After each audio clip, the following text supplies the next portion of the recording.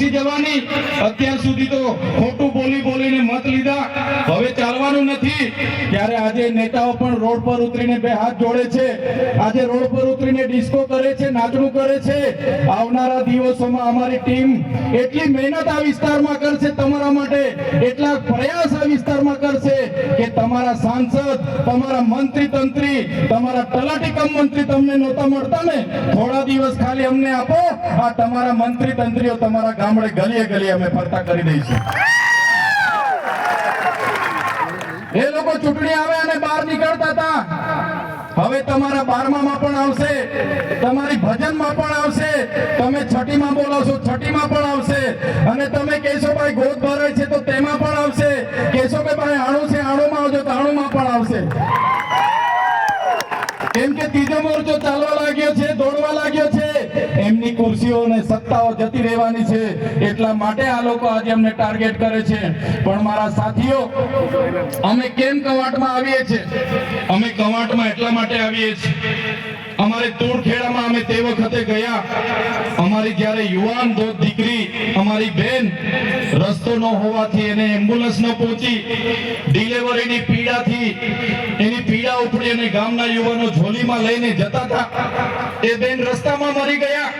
એ બેનના ઘરે હું ગયો અને દીકરો નાનો હતો, એ દીકરો રડે, એનો પરિવાર રડે, ત્યારે અમે બેનનું દુઃખ અમે મહેસૂસ કરીએ છીએ। જે બેન સાથે આ થયું એ આ ભાજપના નેતાઓને ખબર નથી પડતી।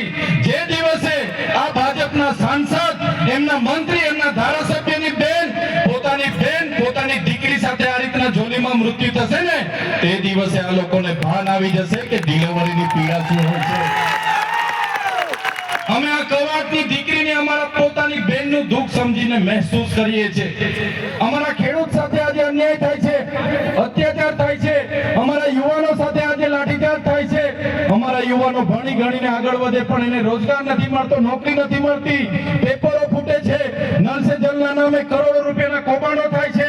આજે ગામડામાં રોજગારી આપવા માટે મનરેગા હતી, એમાં મંત્રી અને તંત્રીએ કરોડો રૂપિયાના કૌભાંડો કર્યા। આજે અમારા લોકો બિસ્તરા પોટલા અને બગલમાં છોકરા લઈને શહેરોમાં મજૂરીએ જાય છે। આજે અમારા લોકોએ નર્મદામાં પોતાની જમીનો આપી, આખાને આખા ગામડા વિસ્થાપિત થયા। રામી ડેમ હોય, કડાણા ડેમ હોય, ઉકાઈ ડેમ હોય કે કરજણ ડેમ હોય, આજે આદિવાસી સમાજ અનેક રીતે પોતાના ગામથી વિભાજિત થયો છે, પોતાના સમાજથી વિભાજિત થયો છે, પોતાની સંસ્કૃતિથી વિભાજિત થયો, પોતાની પ્રકૃતિથી વિભાજિત થયો, અને અમારા લોકોને આજે પણ નર્મદાનું પાણી નથી મળતું। ત્યારે આ સરકારને હવે અમે કહેવા માંગીએ છીએ, અમારો સમાજ હવે અધિકારોની વાત કરે છે, અમારા અધિકારો તમે અમને આપો, સંવિધાનમાં જે અમને પ્રાવધાન છે અમારી અનામત તમે અમને આપો, અમારી જમીનો તમે પ્રોજેક્ટના નામે છીનવવાની વાત કરો છો। ત્યારે આ મંચ પરથી કહેવા માંગીએ છીએ, આંબા ડુંગરમાં જે 28 ગામોને તમે વિસ્થાપિત કરવા માટેનું જે ગેજેટ બહાર પાડ્યું છે, ત્યારે આ કવાંટની ધરતી પરથી ભારતીય જનતા પાર્ટીના તમામ નેતાઓને, એમના મુખ્યમંત્રીને, એમના નાયબ મુખ્યમંત્રીને આ મંચ પરથી કહેવા માંગુ છું, અમારા આંબા ડુંગરવાળાના એક પણ લોકોને તમે છંછેડશો, તે દિવસે આંબા ડુંગરના લોકો માટે અમે અમારું ધડ આપી દેવા માટે પણ તૈયાર છે। છેલ્લા શ્વાસ સુધી અમે લડીશું। મને આ વિસ્તારમાં આવીને મંત્રીઓએ કીધું કે એનું દુકાન નથી। મંત્રીને ખબર હોવી જોઈએ, તમારા પ્રદેશના નેતાઓ, તમારા દિલ્હીના નેતાઓ મારા માટે મંત્રી પદ માટે લાલ બિછામ બચાવીને ઉભા હતા, લાલ જાજમ પાથરીને ઉભા હતા। મને તમારા પ્રદેશના નેતા અને દિલ્હીના નેતાએ કીધું, ચૈતરભાઈ તમે આવો, તમને કાલે મંત્રીમાં અમે ઉપાડી લઈએ, કાલે મંત્રી બનાવી દઈએ। પણ આ ચૈતરભાઈ વસાવા મંત્રી તંત્રી મુખ્યમંત્રી માટે નથી, અમારા આદિવાસીઓ માટે લડવાવાળા નેતા છે। ત્યારે શું તમે દુકાનની વાત કરો છો? શું તમે ઉધારની વાત કરો છો? તમારી દુકાન છે તો અમે ઉધારની વાત કરો છો? તમારી દુકાન છે તો તમારી દુકાનમાં અમારા લોકોના જે જાતિના, અમારા ઓરિજિનલ રાઠવાઓને આજે જાતિના પ્રમાણપત્રની તકલીફો પડે છે, તમે એમના પર 15 જાતના પુરાવા માંગો છો। આજે અમારા યુવાનો પોલીસની ભરતીમાં જાય છે, એમને કટઅપ 40 લઘુત્તમ માર્ક લાવવાની તમે પરિપત્ર બહાર પાડ્યો છે।